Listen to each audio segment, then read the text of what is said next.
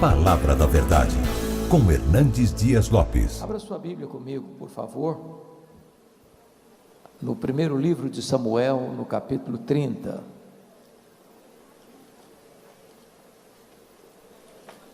Primeiro livro de Samuel, capítulo 30.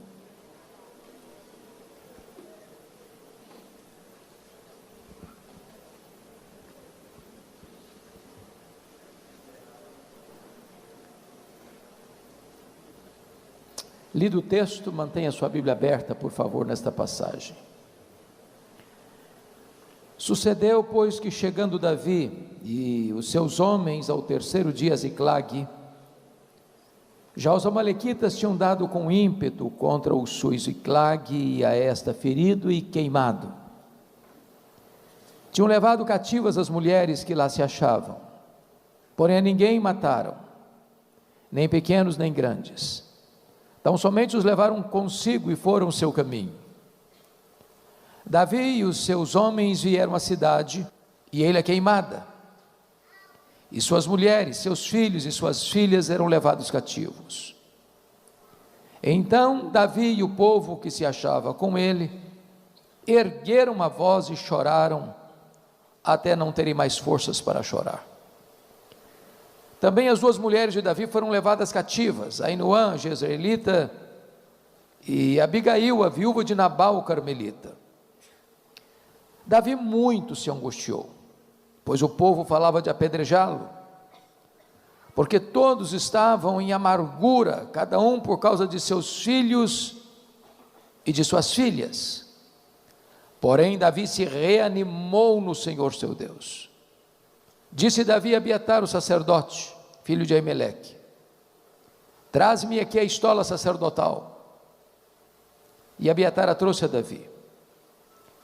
Então consultou Davi ao Senhor, dizendo: perseguirei eu o bando, alcançá-lo-ei? Respondeu-lhe o Senhor: persegue-o, porque de fato o alcançarás e tudo libertarás. Partiu, pois, Davi, ele e os 600 homens que com ele se achavam, e chegaram ao ribeiro de Besor, onde os retardatários ficaram. Davi, porém, e 400 homens continuaram a perseguição, pois que 200 ficaram atrás, por não poderem, de cansados que estavam, passar o ribeiro de Besor. Verso 18. Assim Davi salvou tudo quanto haviam tomado os amalequitas. Também salvou as suas duas mulheres. Não lhes faltou coisa alguma, nem pequena, nem grande, nem os filhos, nem as filhas, nem o despojo, nada do que lhes haviam tomado. Tudo Davi tornou a trazer. Também tomou Davi todas as ovelhas e o gado, e o levaram diante de Davi, e diziam: este é o despojo de Davi. Amém.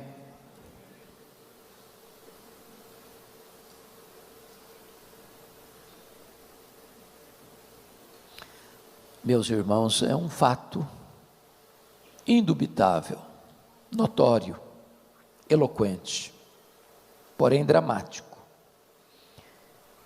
que a família está sob ataque. Ataque de forças visíveis e invisíveis, ataques humanos e demoníacos, ataques ideológicos e espirituais.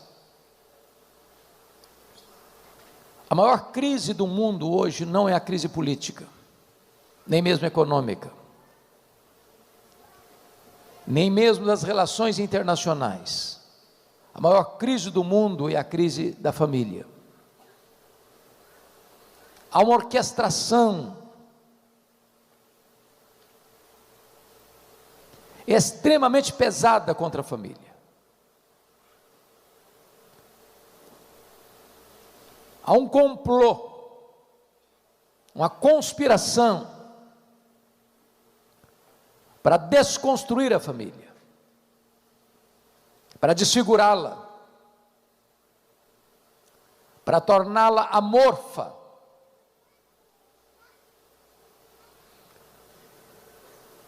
Porém, esse fato não é um fato novo. O texto que nós acabamos de ler ocorreu 1000 anos antes de Cristo. E esse texto retrata uma grande crise familiar. O sogro quer matar o genro. O sogro é o rei Saul. O genro é Davi, o sucessor do trono. O sogro está louco, insano, tomado por espíritos malignos, governado por ódio e ciúmes. E não há para onde mais Davi fugir. Cavernas, desertos, por todo lado, Saul o persegue com fúria assassina. Quando Davi não tem mais onde se esconder e se refugiar no território de Israel, ele busca asilo político fora de Israel, em território filisteu. E quis a providência que o rei filisteu, o rei Aquis, se agradasse de Davi, concedesse uma cidade refúgio para Davi, a cidade de Ziclag, ele e os seus 600 homens, com as suas respectivas famílias, e ainda mais, o constituiu em escudeiro pessoal. Agora, diz a Escritura, que o rei filisteu declara guerra contra Israel, e marcha com o seu exército, para enfrentar os soldados de Saul, e Davi vai à frente dele, como escudeiro. Quando, na jornada, os príncipes filisteus disseram para o rei Aquis: este homem é um guerreiro, e este homem é um israelita, e lá na sua terra ele tem grande fama, se ele se voltar contra nós, nos imporá uma derrota acachapante, despede-o, ele não pode estar conosco. A contragosto, o rei Aquis dispensou Davi. E então, quando Davi retorna para sua cidade refúgio, onde estavam suas famílias respectivas, ele e os seus 600 homens, ao chegarem, constatam que uma tragédia havia acontecido. Os terroristas do deserto, os amalequitas, tinham atacado a cidade de Ziclag, tinham ferido a cidade de Ziclag, tinham queimado a cidade de Ziclag, tinham levado embora os rebanhos, e cativos os filhos, as filhas e as mulheres. Quando Davi e os seus homens olham essa tragédia, que havia se desabado sobre as famílias deles, todos começam a chorar, a ponto de não terem mais forças para chorar. Os aliados de Davi, leais a Davi, em virtude da crise que se abatera sobre as suas famílias, se voltam contra Davi para apedrejá-lo. E Davi muito se angustiou. Entretanto, ele reanimou-se no Senhor seu Deus, e clamou a Deus em oração, e perguntou para Deus: perseguirei eu o bando, alcançá-lo-ei? E Deus respondeu para Davi: persegue o inimigo, Davi, porque tudo que ele tomou de você, você vai trazer de volta. E Davi foi, e Davi lutou, e Davi venceu, e Davi tomou tudo de volta: os rebanhos, as coisas grandes, pequenas, os filhos, as filhas, as mulheres, tudo Davi tornou a trazer de volta. Esse texto, irmãos, enseja-nos algumas lições que passo a discorrer. Em primeiro lugar, vamos ver como é que é o ataque deste inimigo, porque esse texto é uma figura de uma batalha muito maior, muito mais ampla, muito mais grave, de consequências muito mais danosas. Isso não é apenas uma narrativa que aconteceu há 3.000 anos, isso é um emblema do que está acontecendo agora com a família brasileira. Isso é um retrato do que a sociedade brasileira, e diria mundial, está enfrentando. Há um inimigo real, porém invisível, muitas vezes conhecido, mas maligno, que usa todo o seu arsenal, que emprega todas as suas armas para destruir a família, para desconstruir a família, para perturbar e confundir a família. E como é que é esse ataque? Então, com a Bíblia aberta comigo, por favor, vamos observar. Primeiro, este é um ataque implacável. Veja o versículo 1 comigo. Os amalequitas tinham dado com ímpeto contra o Sul e Ziclag. Esta palavra ímpeto traz a ideia de que foi um ataque frontal, furioso, avassalador. O inimigo não está brincando. Ele não está nem mais escondendo as suas garras. É notório, é perceptível. Ele não chega para brincar, nem para divertir, ele vem para destruir, para roubar, para matar. E há muitas pessoas que estão sendo destruídas. Há muitos casamentos desfeitos. Há muitos filhos perturbados. Há muitas famílias completamente feridas e machucadas. Há muitas pessoas com a esperança morta. Eu estava pregando certa feita em Vitória, no Espírito Santo, numa casa. E enquanto pregava, uma mulher chorava, e chorava convulsivamente. Ao término da mensagem, eu fui conversar com ela e perguntei: por que a senhora está chorando? Ela me respondeu assim: o diabo destruiu a minha vida. E eu perguntei: e o que é que a senhora quer dizer com isso? E ela me respondeu: eu tinha uma família, meu marido, meus 2 filhos, um bom emprego, um bom salário, um bom apartamento, mas não tinha paz na nossa casa, e trazia sombra, tristeza, quase que desespero para o nosso coração. E ela então me disse que certa noite ela acordou assustada, com o grito alucinado dos filhos. Quando ela pulou da cama, ela percebeu que o marido não estava do seu lado. Ela correu para o quarto, a porta fechada. Ela bateu a porta não se abriu. Ela arrombou a porta e se deparou com um quadro horrível. O seu marido estava apunhalando os próprios filhos. E quando ela entrou no quarto, o marido enterrou o punhal sobre o seu próprio peito. Ela me disse: pastor, eu levei toda a minha família para o cemitério. O diabo destruiu a minha vida. Há muitas pessoas que, a não ser que Deus faça um milagre, estão arruinadas. O que me trouxe um certo consolo é que 20 anos depois, eu estava distribuindo um devocional chamado Cada Dia, que nós produzimos a Luz para o Caminho, pelas ruas de Vitória. E de repente eu estou distribuindo, e uma mulher grita pelo meu nome, e eu olho e não a reconheço. E ela vem me dar um abraço e diz: pastor Hernandes, o senhor não está lembrado de mim? Eu falei: não estou não, eu sou aquela mulher cujo marido matou os próprios filhos e se matou. Falei: como é que está a sua vida?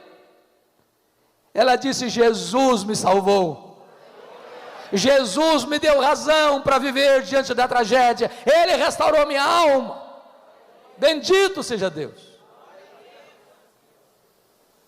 Mas notem comigo, no versículo 1 está escrito ainda, que os amalequitas tinham ferido e queimado a cidade. Você queima estruturas, você fere pessoas. Há aqui um prejuízo financeiro, há aqui um prejuízo pessoal. E sabe, amados, nós vivemos num mundo de muitas pessoas machucadas, com autoestima achatada, gente arrebentada emocionalmente, gente oprimida, sufocada, gente que sangra, não para fora, mas para dentro.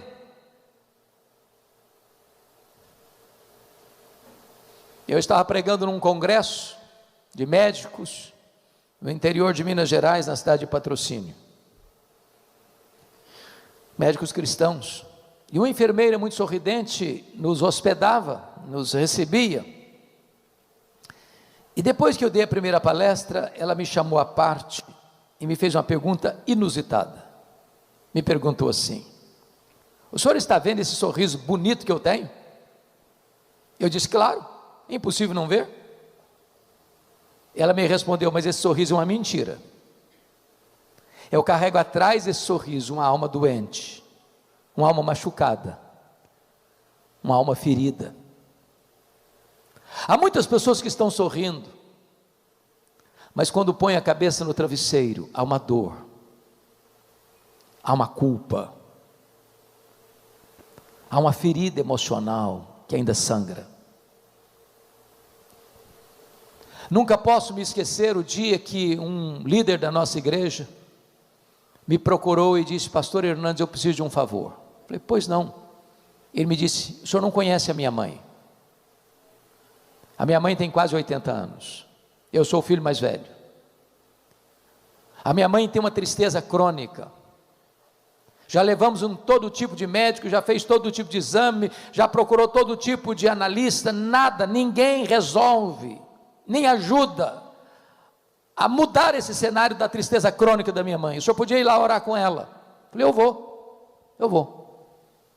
Quando eu cheguei naquela casa, aquela senhora estava sentada num sofá, com um olhar distante, com um semblante triste, e eu comecei a conversar com ela. Por providência de Deus, daqui a pouco ela pede a sua família para deixá-la sozinha comigo. E quando eu fiquei só com ela, ela olhou nos meus olhos e me disse assim: pastor Hernandes, eu sofro há 60 anos. E eu perguntei: o que houve? Ela me respondeu: eu traí o meu noivo, e ele nunca ficou sabendo. Eu me casei com ele, sou viúva já há muitos anos, mas aquele pecado está tão vivo na minha memória, como se eu tivesse pecado hoje de manhã. Tem 60 anos que eu vivo atormentada pelo chicote da culpa. Eu vivo numa prisão, numa masmorra. Eu confesso a vocês que eu chorei com aquela mulher, por perceber que o diabo havia mantido aquela mulher 60 anos num cárcere emocional. E eu falei para ela da graça de Deus, e eu falei para ela do sangue do Cordeiro que pode lavar e purificar. Eu falei da libertação que há no nome de Jesus. E naquele dia aquela mulher se rendeu ao Salvador, e o sorriso brotou no seu rosto depois de 60 anos. Eu tive o privilégio de discipulá-la e batizá-la. Tive o privilégio de desfrutar da sua convivência por 10 anos. Uma mulher feliz e alegre, mas que estava ferida pelo inimigo, pelo pecado, pela culpa. Mas notem comigo, que quando o inimigo vem, o alvo preferido do inimigo, meus amados irmãos, é atingir a família. Porque vejam vocês no verso 2, tinham levado cativas as mulheres que lá se achavam. No verso 3, está escrito: e suas mulheres, seus filhos e suas filhas eram levados cativos. Como é que um homem pode estar bem, sabendo que a sua mulher está prisioneira do inimigo? Como é que uma mulher pode estar bem, sabendo que o seu marido está prisioneiro nas mãos do inimigo? Como é que os pais podem dormir em paz, sabendo que os seus filhos estão nas mãos do inimigo?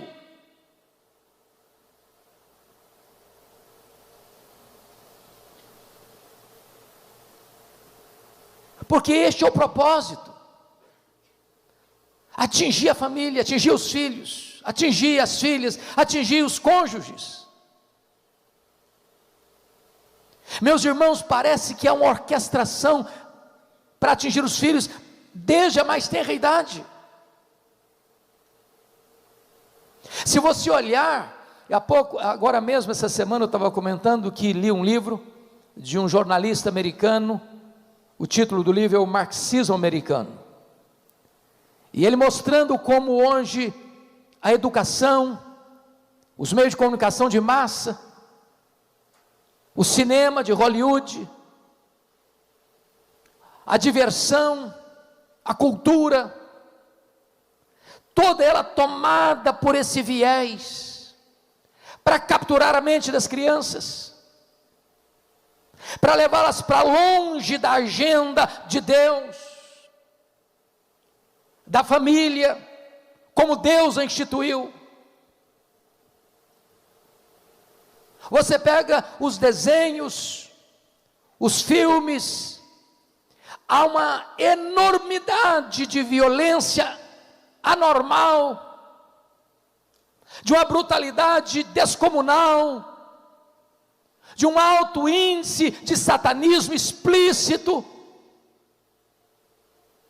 e de repente parece que há uma espécie de torpor espiritual, e a sociedade não está enxergando isso, não está vendo isso, que existe uma mente não só humana, mas maligna por trás, para destruir a instituição primeira que Deus estabeleceu, que é a base da igreja e a base da sociedade. Se destrói a família, você não tem igrejas fortes com famílias doentes, você não tem nação forte com famílias destruídas. Isso é um projeto suicida, atacar a família. Há muitas pessoas hoje prisioneiras, cativas, nas mãos do inimigo. Certa feita, uma pessoa da igreja, que lidava até com o ministério de louvor, me procurou e disse assim: pastor Hernandes, eu vim comunicar que eu estou deixando a igreja, deixando meu ministério, conheci outra mulher, e vou viver com ela, vou deixar minha mulher, minhas filhas. E eu falei, eu exortei, eu fiz de tudo que eu podia, usei todos os argumentos possíveis, mas caíram em ouvidos moucos, surdos, não adiantou, ele foi embora. A mulher com quem ele estava envolvido era mulher ligada à feitiçaria. Algumas vezes eu ia na sua casa fazer visita e via despachos aos demônios dentro da sua sala. Chegou a ponto de ir para cemitério à meia-noite fazer despacho aos demônios. E tudo que eu falava que aquele homem parecia que batia numa parede de pedra, de concreto, nada encontrava eco no seu coração. Até o dia que eu contei para ele uma história, uma experiência que eu vivi na África do Sul, a cultura dos Zulus. Na cultura Zulu, quando um rapaz começa a namorar com uma moça, ele dá um lenço branco para essa moça. Enquanto o namoro durar, a moça retém o lenço branco. Se o namoro terminar, ela precisa devolver o lenço branco para o rapaz. Se ela não devolver o lenço branco, é como se ela dissesse que está determinada a pertencer a ele, pronta para ele. E nós estávamos lá, na missão Quassis Abantu, quando um fato aconteceu, de um rapaz, ex-namorado, abusar da menina, que fora sua namorada. Os pais levaram o caso às autoridades, e as autoridades perguntaram para a moça assim: você devolveu o lenço branco? Ela disse não. Então não podemos fazer nada, essa é a nossa cultura. E eu disse para aquele homem: você precisa devolver o lenço branco. Passaram-se algumas semanas, ele me liga, eu atendo o telefone e eu disse: pastor Hernandes, vem aqui na minha casa, venha correndo, eu estou pronto a devolver o lenço branco. E eu corri para lá. Quando eu cheguei, ele se assentou na minha frente, eu nunca vi, Nelson, algo parecido.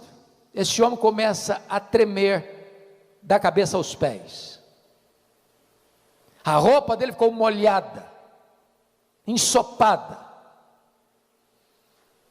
E eu perguntei: você está pronto a devolver o lenço branco? Ele respondeu: eu preciso. Eu disse: não, você põe uma caixa aqui, tudo que você tiver de feitiçaria dentro dessa casa, você bota aqui dentro dessa caixa. E ele começou a trazer aventais, correntes, patuais, velas, e aquela quinquilharia toda. Eu disse: agora nós vamos pegar essa caixa, nós vamos levar para o quintal, e eu vou jogar 1 litro de álcool em cima de tudo isso aqui, e nós vamos queimar essas coisas, como aconteceu na cidade de Éfeso, num símbolo de que você está rompendo com essas práticas de feitiçaria. E eu peguei 1 litro de álcool, ensopei tudo aquilo com álcool, e ele pegou o palito de fósforo, riscou, e não pegou fogo. Ele riscou de novo, não pegou fogo. E ele deu uma gargalhada cavernosa e disse: não vai pegar fogo. E eu respondi: vai pegar fogo em nome de Jesus, porque agora eu vou riscar o palito de fósforo. Quando eu risquei o palito de fósforo, o fogo pulou na caixa, e esse homem deu um grito desesperador e caiu desacordado aos meus pés.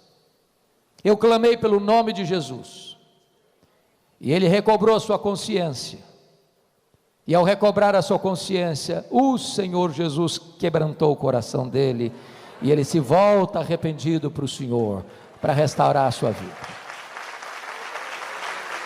Há pessoas prisioneiras que precisam ser libertas, mas notem comigo, em quarto lugar, irmãos, há um fato muito interessante aqui. Você pode conferir isso comigo no versículo de número 6.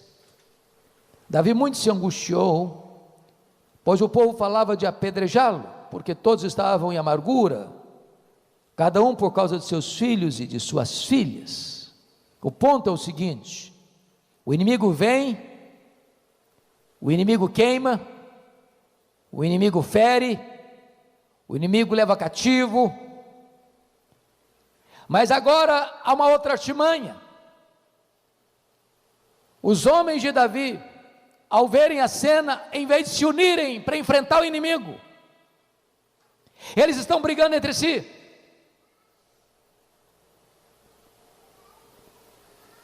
Eles querem apedrejar Davi, querem matá-lo. Parece-nos que isto também é artimanha do inimigo, porque jogam uns contra os outros. Marido acusa a esposa acusa o marido, os pais acusam os filhos acusam os pais. Irmão entra em guerra contra irmão, e a família vira um pé de guerra, de conflito, de tensão, de brigas, de contendas, de querelas, quando na verdade deveríamos todos nós entender a natureza dessa luta e nos unirmos para enfrentar o inimigo. Seu problema não é seu marido, seu problema não é sua mulher, seu problema não são seus filhos, seu problema não é seu sogro, sua sogra, seu problema não são seus cunhados, seu problema não são seus parentes, o seu problema não é o outro, o seu problema é espiritual. A nossa luta não é contra carne e sangue, mas contra principados e potestades, contra dominadores desse mundo tenebroso, contra forças espirituais do mal, das regiões celestes. Não adianta usar armas carnais, precisamos de armas poderosas em Deus, para destruir fortalezas e anular sofismas. Preste atenção na frase que eu vou lhe dizer. Quando nós transformamos amigos em inimigos, nós transformamos o inimigo em aliado. Então é hora de você parar de brigar com a pessoa que está debaixo do seu teto e começar a pedir graça para vocês se unirem para enfrentar o verdadeiro inimigo. Mas uma última coisa aqui nesse ataque que eu preciso descrever para entrar no segundo ponto da mensagem. Vá comigo para o verso 16, nós não chegamos a lê-lo, mas vamos ler agora. E descendo guiou, e eis que estavam espalhados sobre toda a região, comendo, bebendo, e fazendo festa por todo aquele grande despojo que tomaram da terra dos filisteus e da terra de Judá.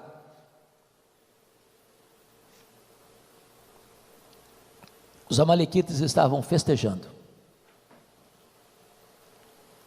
Festejando o quê? A derrota fragorosa que tinha imposta a Davi e as famílias respectivas. Meus irmãos, que o inimigo celebra quando ele consegue uma vitória sobre o povo de Deus, dizer celebra. A grande pergunta que nós devemos fazer é esta: onde a nossa vida está produzindo festa? No acampamento de Deus ou no arraial do inimigo? Me permita ilustrar. Há um personagem bíblico muito conhecido de todos nós, chamado Sansão. O nascimento dele foi um milagre.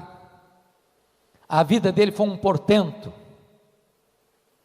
A morte dele foi um opróbrio. Ele era um gigante. Ele era imbatível. O único juiz de Israel que fez carreira solo.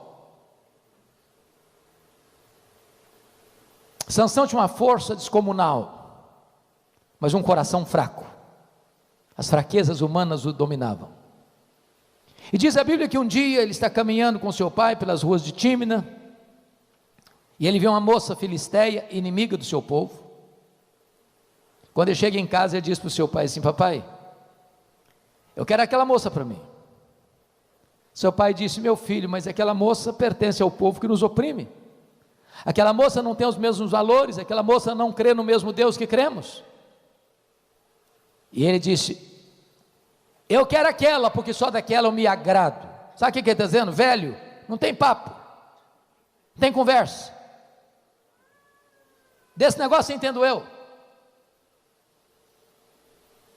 Não tem diálogo. Então me permita dizer algo aqui para vocês.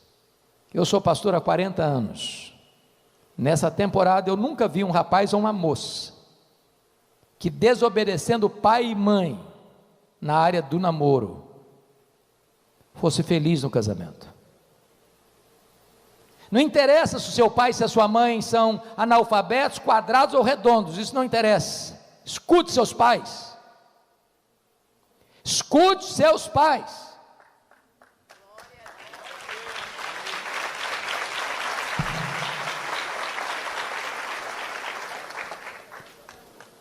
Me permita falar para os pais. Parece que há uma ideia de que pai e mãe não devem interferir em namoro de filhos. Isso é balela. Tem hora que pai e mãe precisam estar com a antena ligada. Porque tem namoro, irmãos, que traz prejuízo. Começou a namorar, já não conversa com mais ninguém. Já vive num canto. Quando recebe um telefonema, quando termina o telefonema, está chorando.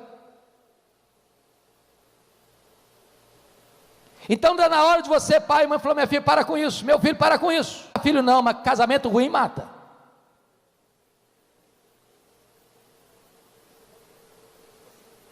Eu gosto de fazer casamento. Uma das cerimônias que eu mais gosto de fazer é casamento. Mas se existe uma coisa que eu gosto também, é de terminar um namoro ruim.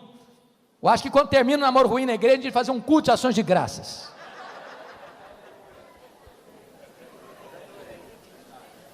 Diz a Bíblia que Sansão vai para a casa dessa moça. E aí um leão novo sai em cima dele. Diz a Bíblia, e ele pega o leão novo e rasga-o, como rasga um cabrito, e jogou do lado de fora da estrada. Quando eu leio esse texto, eu dou risada. Sabe por quê? Eu não consigo rasgar um coelho, quanto mais um leão. No dia do casamento, eu acho que de gravatinha borboleta, de fraque, caminhando por lá, lembrou do leão.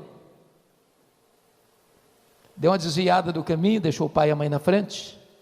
Tinha um enxame de abelhas na caveira do leão morto. Ele enfia a mão lá dentro, pega um favo de mel, começa a chupar, ainda dá para o pai. Ele era nazireu, consagrado a Deus. Um nazireu não podia fazer 3 coisas: não podia tocar em cadáver, não podia beber bebida forte, beber vinho, bebida alcoólica, não podia cortar o cabelo. Quando ele pega aquele favo de mel Ele está quebrando um voto de nazereado. Ele não podia tocar em cadáver. Ele está procurando doçura no que está podre. Tem muita gente buscando doçura no que está podre.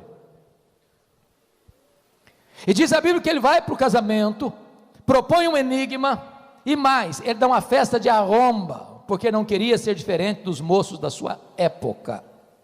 Quebra o segundo voto aqui. Quando ele diz não queria ser diferente dos moços da sua época, a sua festa foi regada de vinho, regada de bebida alcoólica. Me permita uma nota de rodapé aqui? Eu tenho rodado pelo Brasil, irmãos, e tenho escutado os pastores nos lamentos de tristeza. As festas de casamento dos crentes hoje, com algumas exceções, têm se transformado numa vergonha. Uma vergonha. Pastor celebra o casamento na igreja, um culto maravilhoso, uma música santa, uma mensagem de Deus, e depois vai para um rico cerimonial e lá o pau quebra. A música é outra. As luzes se acendem como uma boate, o povo de Deus bêbado cai na pista de dança e volta para casa com as pernas trôpegas.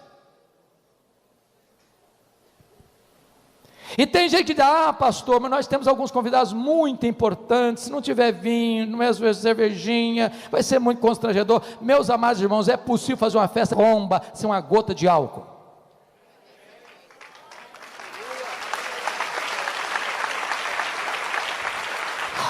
A igreja não tem que imitar o mundo, a igreja tem que ser exemplo para o mundo.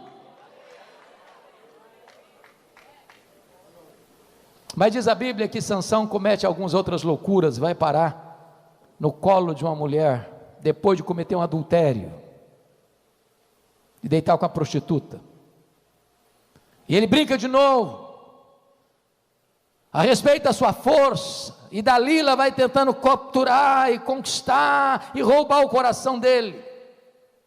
Na quarta vez das brincadeiras insensatas, tomado de uma impaciência de matar, ele abre o coração para Dalila, e os filisteus cortam o cabelo dele, e diz a Bíblia, que o Espírito de Deus se retirou dele, e o gigante vira um anão, um fracote.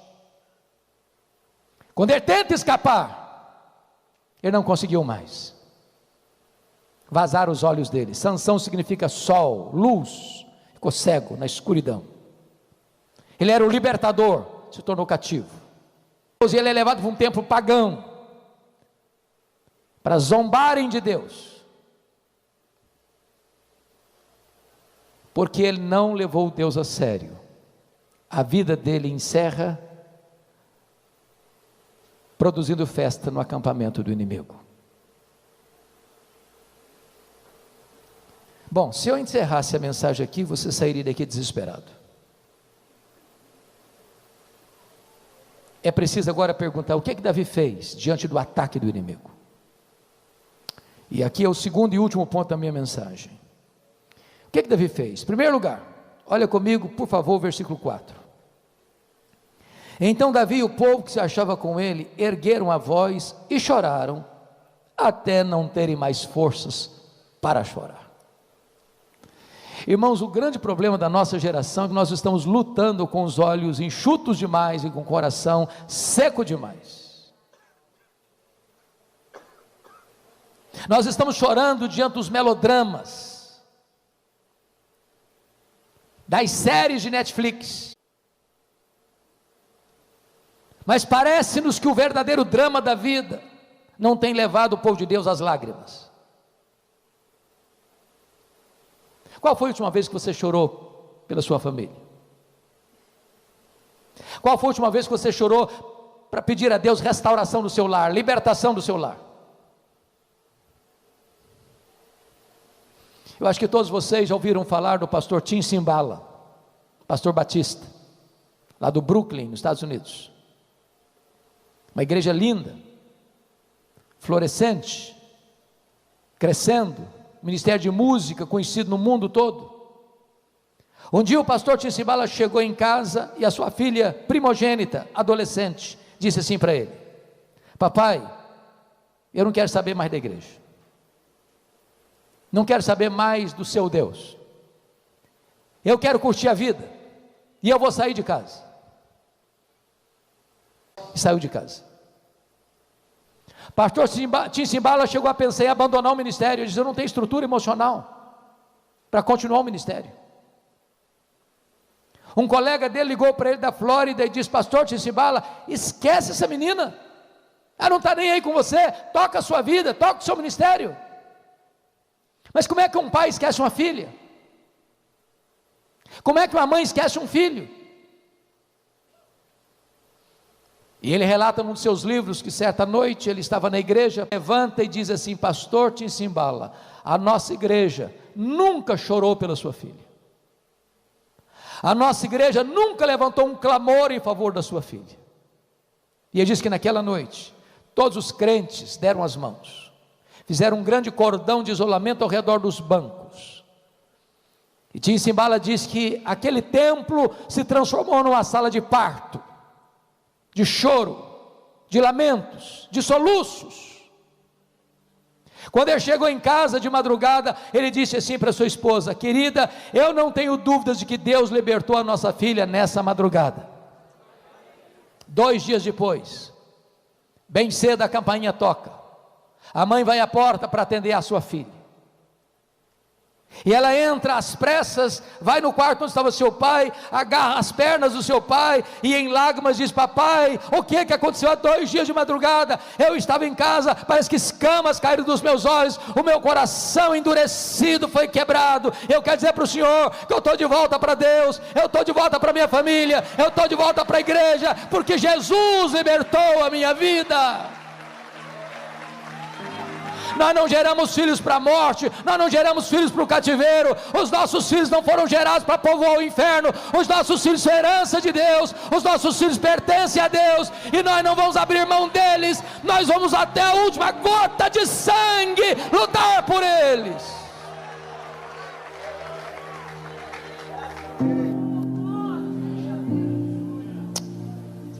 Mas diz a Bíblia que Davi fez uma segunda coisa. Olha comigo, por favor, o versículo 6, na parte B. Quando os homens de Davi querem apedrejá-lo e matá-lo, está escrito: porém, Davi se reanimou no Senhor seu Deus. Irmãos, quando eu leio esse texto, sabe qual é a sensação que eu sinto? Pastor Davi, de eu ser o pastor de uma igreja de 600 membros. De repente eu olho para os membros da igreja, não tem nenhum a meu favor, todos os 600 estão querendo me matar. Eu não sei se eu teria estrutura emocional para enfrentar isso,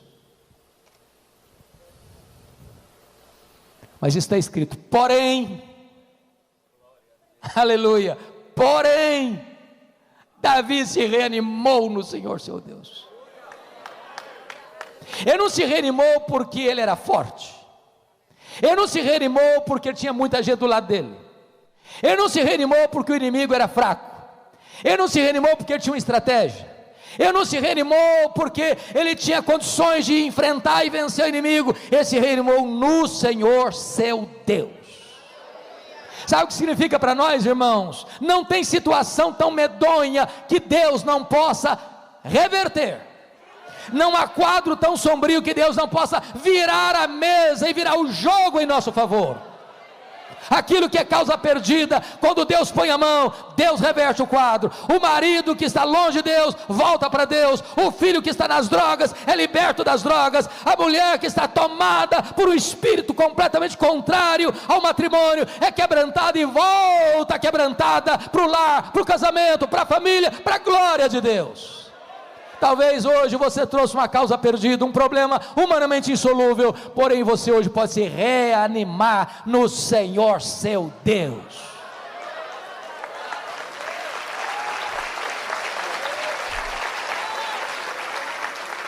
Terceira coisa que Davi fez, confira comigo, por favor. Versículo 7 e versículo 8. Davi orou ao Senhor. Preste atenção que a reação dele não foi uma reação carnal. Não se resolve o problema da família com bravatas, nos tribunais, com contendas e disputas de direito. Davi se reanimou no Senhor seu Deus e clamou ao Senhor. A nós, na nossa família, irmãos, que vão ser desatadas apenas quando nós dobrarmos os joelhos. Não é com argumento, não é com gritaria. Se Deus não agir, em vão o homem trabalha. Se o Senhor não edificar a casa, em vão trabalham os que edificam. Mas sabe o que me impressiona? É que me parece que essa é uma das orações que eu chamaria de mais medíocres da Bíblia. Essa oração é composta apenas de duas perguntas. Perseguirei eu o bando? Alcançá-lo-ei? Ó Deus, perseguirei eu o bando? Alcançá-lo-ei? Em nome de Jesus, amém.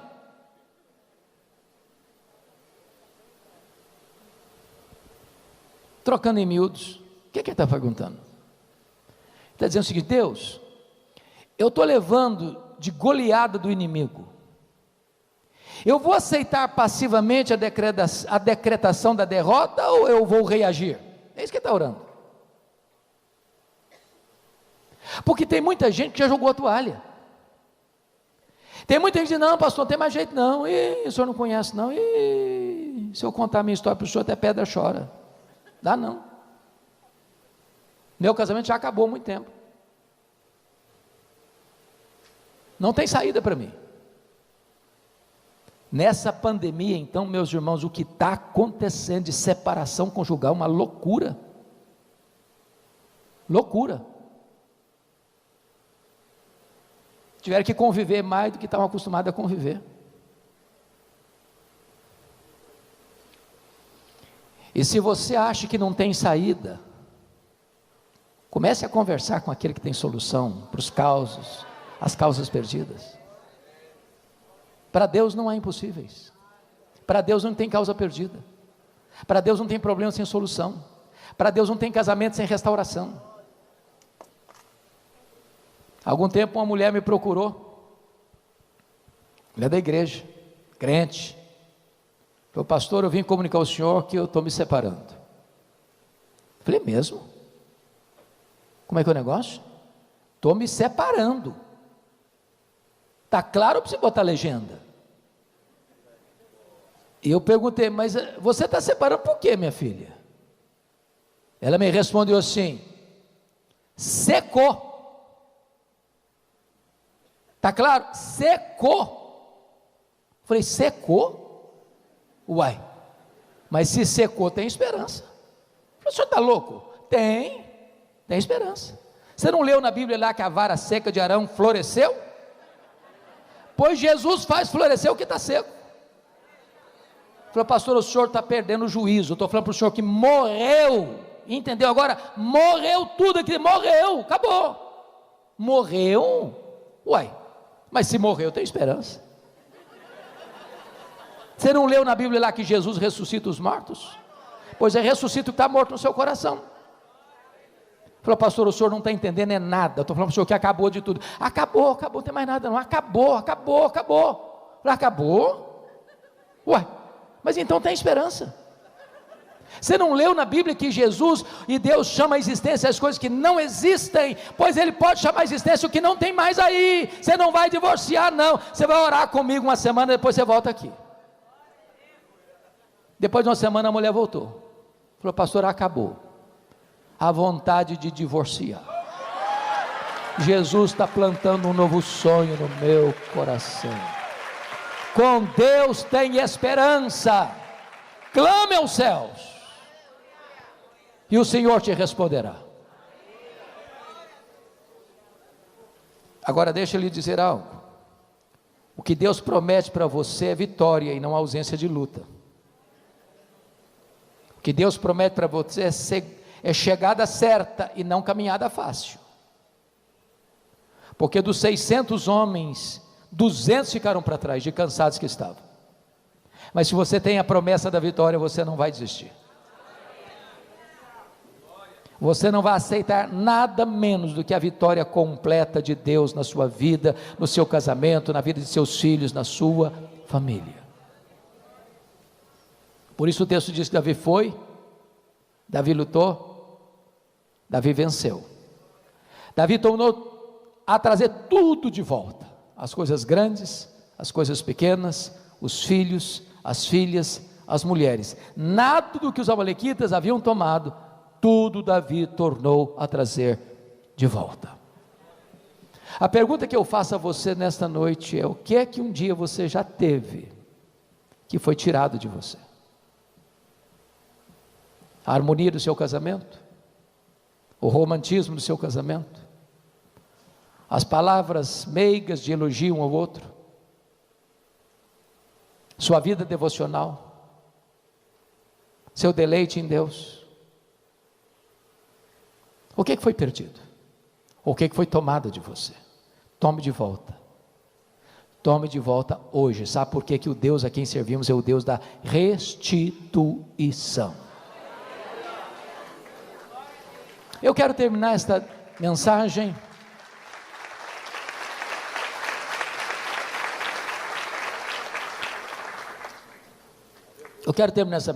remetendo vocês ao livro de Êxodo, porque é o livro da batalha espiritual da Bíblia. O Egito é um símbolo da escravidão do mundo. Faraó é um símbolo do diabo. O Êxodo é um símbolo da redenção. Mas quando Israel estava para sair do Egito, Faraó tentou reter o povo lá de 4 maneiras. A primeira maneira de Faraó tentar reter o povo está lá em Êxodo 8, 25. Não precisa ir embora. Adore a Deus aqui no Egito mesmo. Você quer ser crente? Tudo bem. Precisa mudar de vida. Você mentia? Continua mentindo. Você era desonesto? Continua sendo desonesto. Você passava a perna nos outros, nos seus negócios? Continua passando. Você é crente agora. Moisés não aceitou essa proposta. Egito é lugar de escravidão e nós vamos sair daqui. Aqui não é nosso lugar.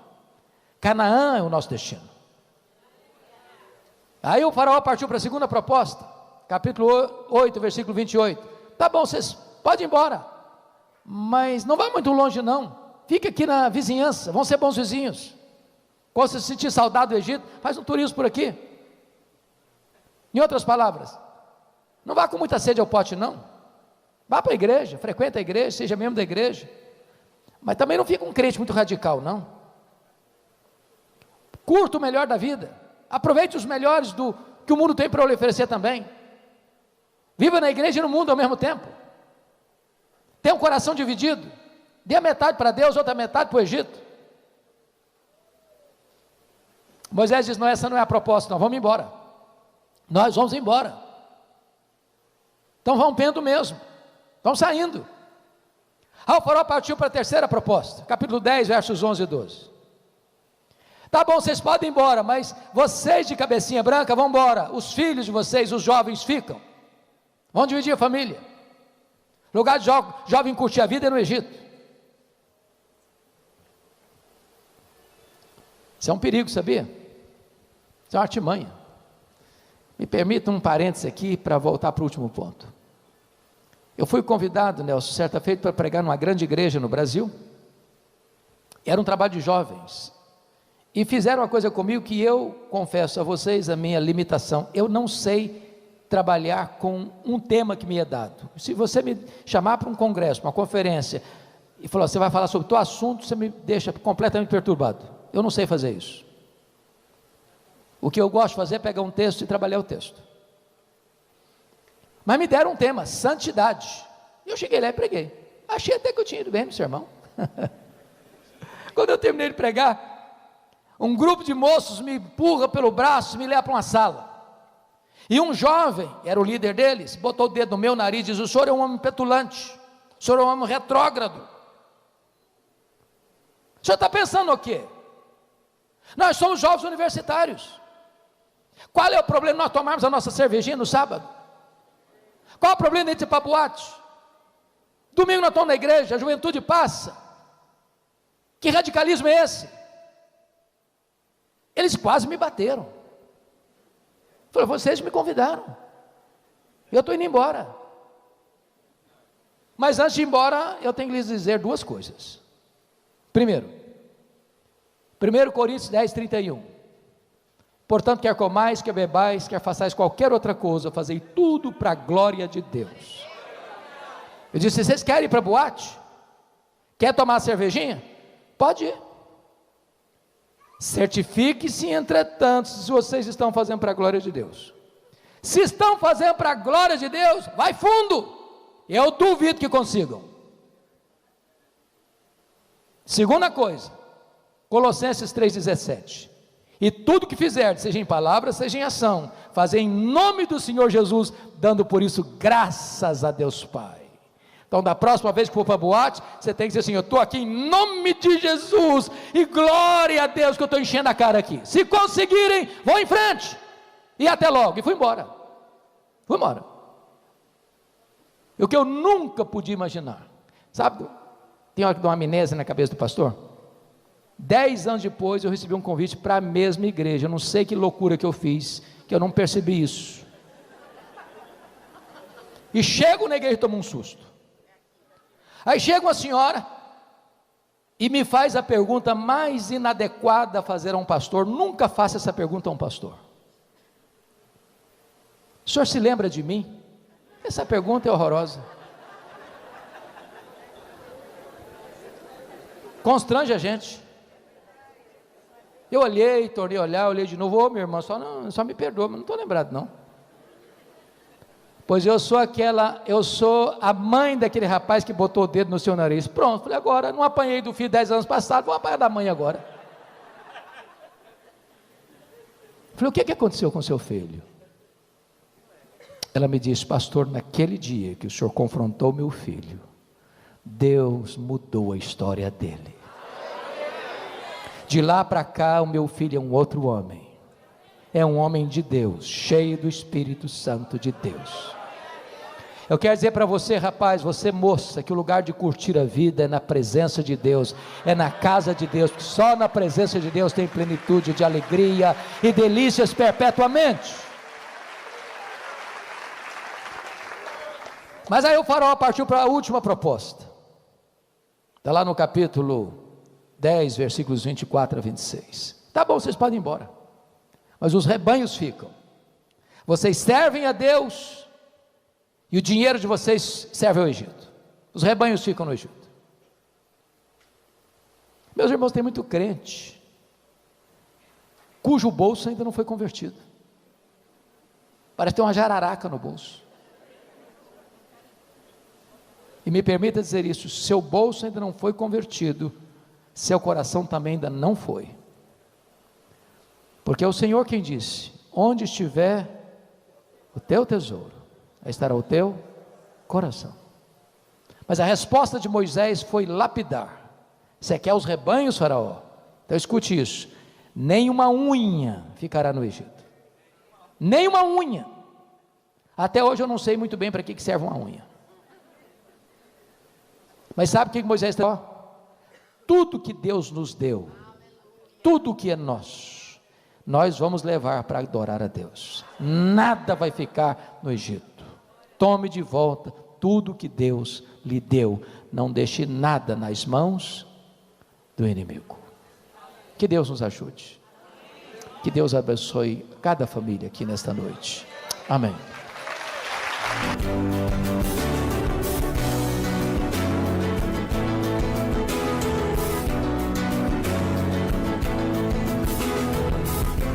Palavra da Verdade, com Hernandes Dias Lopes.